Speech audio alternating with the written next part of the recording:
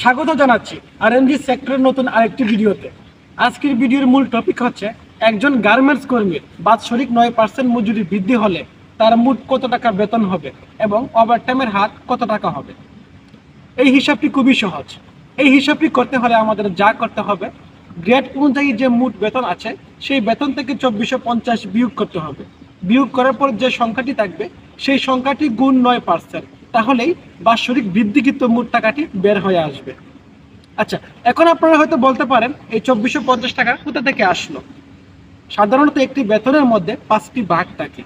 1 মূল মজুরি, 2 বাড়ি ভাড়া, 3 চিকিৎসা ভাতা, 4 খাদ্য ভাতা, 5 যাতায়াত ভাতা।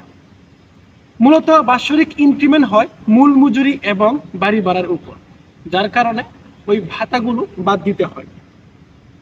চিকিৎসা ভাতা হচ্ছে 750, যাতায়াত ভাতা হচ্ছে 450।